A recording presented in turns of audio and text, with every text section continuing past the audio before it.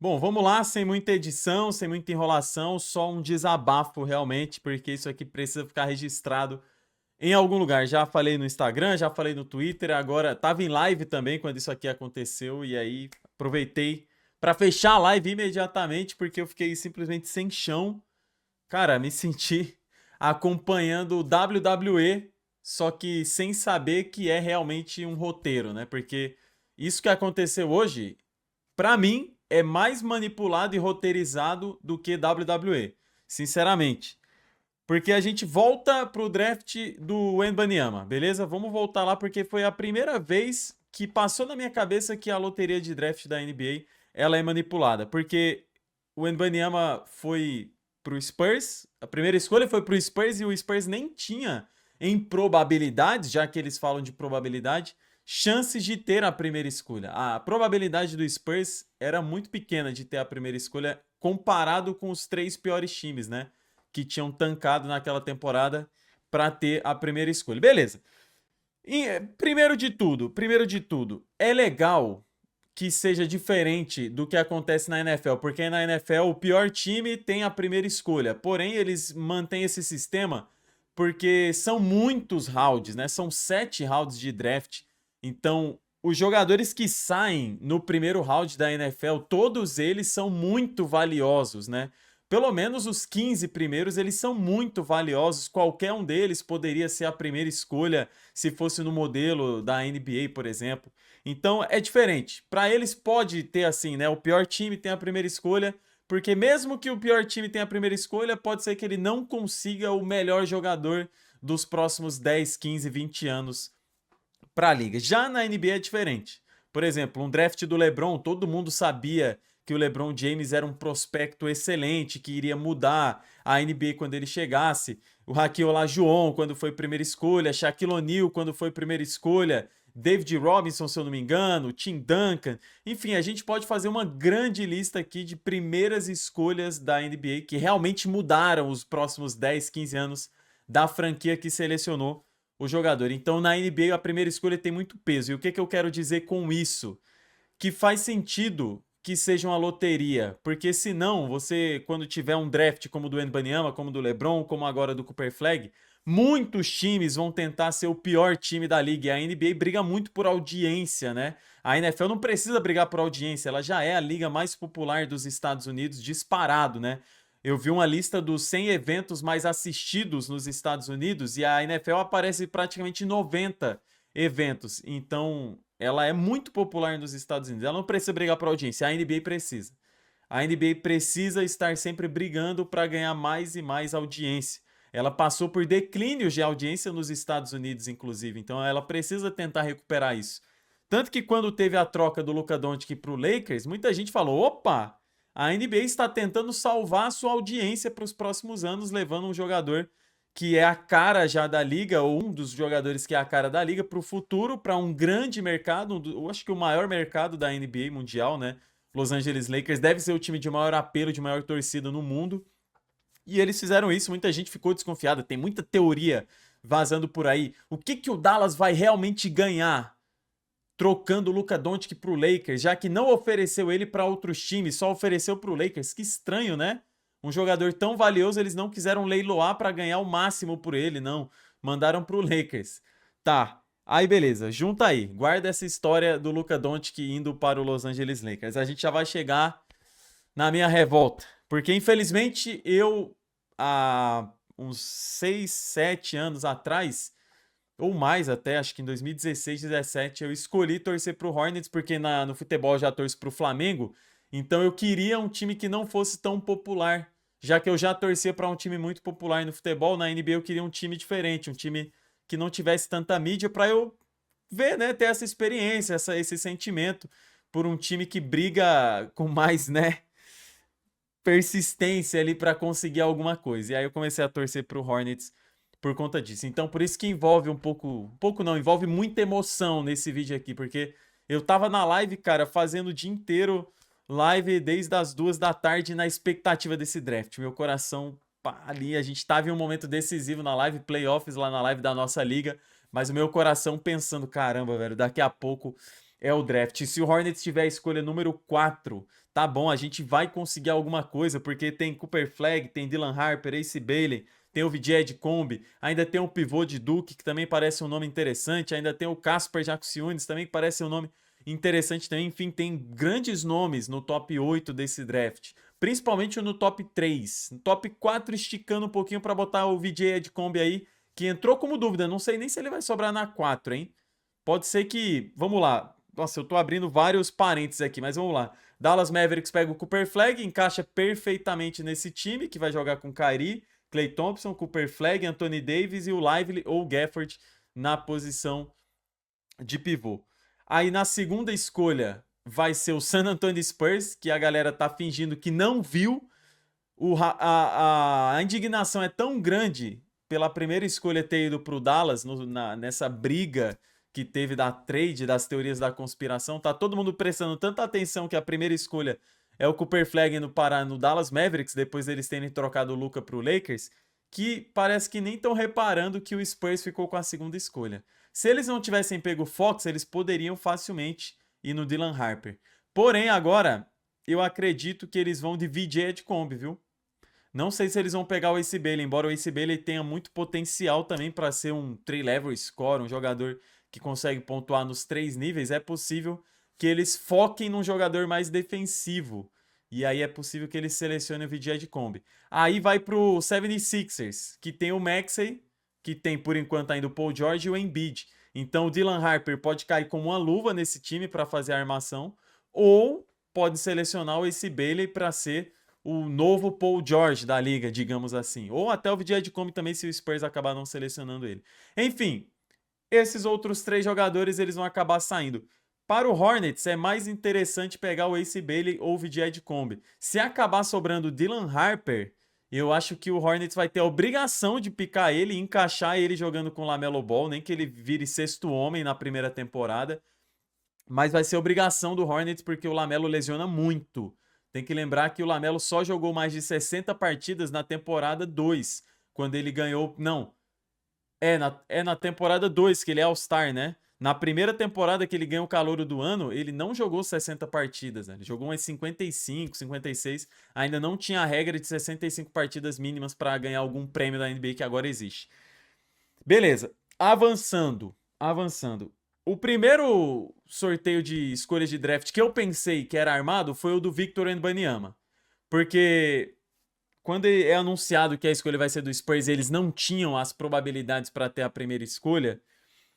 Apareceram fotos do Wemby vestindo a camisa do Spurs desde criança. O Tim Duncan e outros jogadores foram recepcionar ele, fazer todo o ambiente para ele, mas principalmente o francês Tony Parker.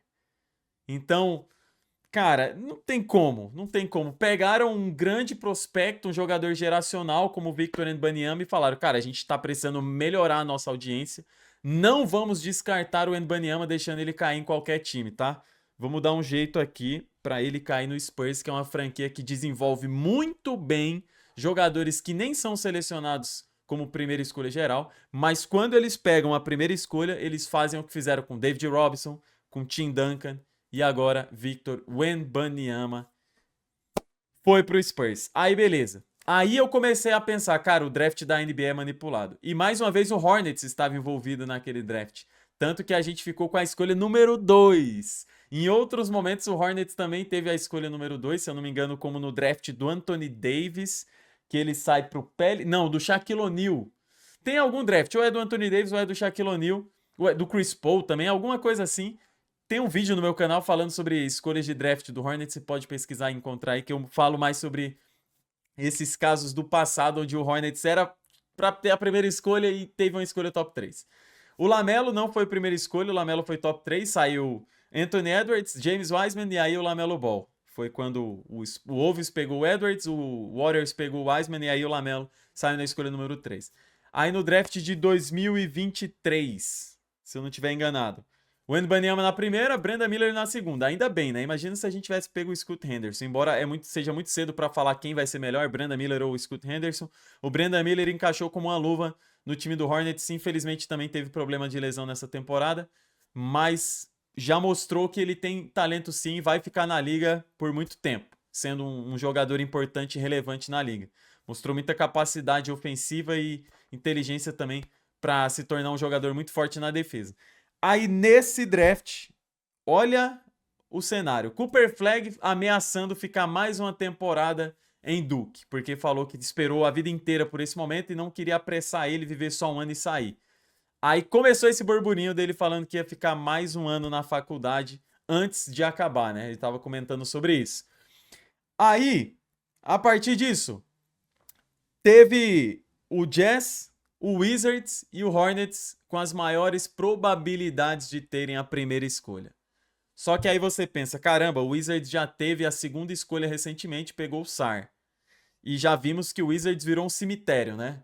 Demorou tanto para eles se livrarem do Bradley Beal que o time tá em um buraco. Não sei como que vai sair. O Jazz eu também não sei como que vai sair desse buraco, porque olha o que aconteceu. O Hornets foi o melhor time na loteria dos 3 piores. Ficou com a 4ª escolha. Aí com a 5ª, se eu não me engano, tá o Jazz e com a 6ª o Wizards. Ou vice-versa, ou o contrário disso que eu falei. Mas eu sei que o Hornets tem a 4ª escolha. E quando o Hornets sobrou com a 4ª escolha na loteria, eu falei, cara, acabou, o Cooper Flagg é nosso. Dos 4 times que estão agora na loteria, o Hornets é o único que tem 14% de chance de ter a primeira escolha. Então, a gente tirou o Jazz e tirou o Wizards do caminho. Essa escolha vai ser nossa. A gente vai ter um jogador que vai levar a gente para um novo nível, que vai brigar por MVP no 3º, 4º ano dele na liga já, que vai ser All-NBA no 2º ano dele na liga. Acabou, mudança de patamar. Enfim, eu vou poder ver o meu time, o Hornets, aquele patinho feio que eu escolhi para torcer lá em 2016, 17,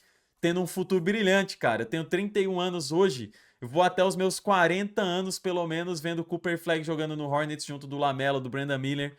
E a gente vai ter um time decente para ir para playoff 5, 6 temporadas consecutivas. E aí, balde de água gelada. Porque quando voltou do comercial, a 4ª escolha foi anunciada, Charlotte Hornets. E aí a NBA pega 3 times que tem um bom mercado, que já foram campeões, e dá a primeira escolha para o Dallas, segunda escolha para o Spurs, terceira escolha para o 76ers e a 4ª escolha vai para o Hornets.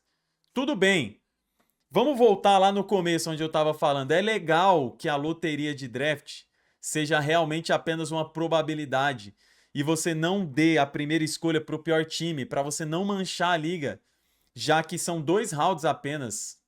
São 2 rounds apenas, diferente da NFL, como eu mencionei anteriormente.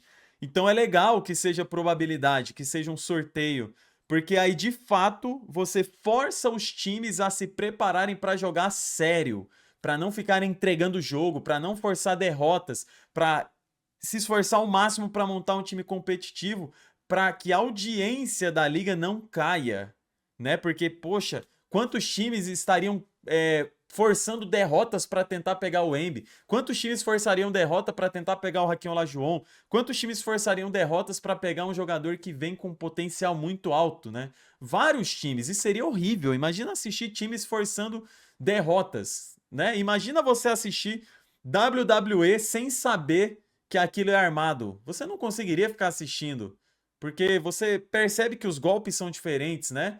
Então você não conseguiria ficar assistindo se você não soubesse que é armado, mas você sabe que é armado. Então você assiste porque você gosta da encenação, do roteiro que eles criam, da maneira como eles fazem as coisas acontecerem. É diferente. Agora, cara, a NBA, a gente acredita que não é manipulado. A gente acredita que os jogadores jogam sério, que os jogadores jogam pra valer e que o draft é realmente uma probabilidade dos piores times terem os melhores jogadores para reconstruírem os seus elencos. Mas aí quando acontece o que aconteceu com o San Antonio Spurs e quando acontece o que aconteceu com o Dallas Mavericks, troca o Luka Doncic sem oferecer ele para outros times com o Los Angeles Lakers e consegue a primeira escolha sendo um dos times com menos chance de ter a primeira escolha. Aí você aproveita e joga ali por baixo o San Antonio Spurs para ter a peça que o Embi precisa para fazer esse time brigar por título. De'Aaron Fox, Wembanyama e uma escolha top 2. E um mercado grande. Imagina quantos jogadores não vão querer se juntar ao Wemby, sabendo da mídia que vai ter lá. Pô, é patrocínios a mais para os jogadores, é visibilidade a mais para quem jogar com o Wembanyama pelos próximos 10, 15, 20 anos. Aí você pega o Sixers, já é uma franquia gigantesca na liga, dá uma terceira escolha pro 76ers. E pro Hornets, pro Jazz e pro Wizards, o que é que sobra? O que que sobra? Cara, eu tô com mais pena ainda do... Eu tô revoltado. Cara, eu tô indignado. Eu tô realmente indignado. Eu não sou de ficar gritando. Isso aí seria encenação da minha parte. Já, de encenação já basta o que a NBA preparou de roteiro. O que que sobrou pro Jazz, velho? O que que sobrou pro Jazz? O que que tem em Utah? Os caras tiveram uma das piores... A pior campanha do Oeste. Conseguiram a quinta ou a sexta escolha de draft. O Washington Wizards, um fosso, um poço. Sobrou o que pra eles? O Hornets ainda tem o LaMelo Ball. Vamos ver se ele consegue jogar 60 partidas nessa temporada. Ainda tem o Brandon Miller, que pode ser um jogador realmente relevante na liga. Mark Williams, já não sei mais, porque né, muitos problemas de lesão também. Não conseguiu jogar muitas partidas também desde que chegou na liga, embora seja um pivô que demonstrou muita capacidade de jogar com pick and roll, de pegar rebote, de bloquear arremesso.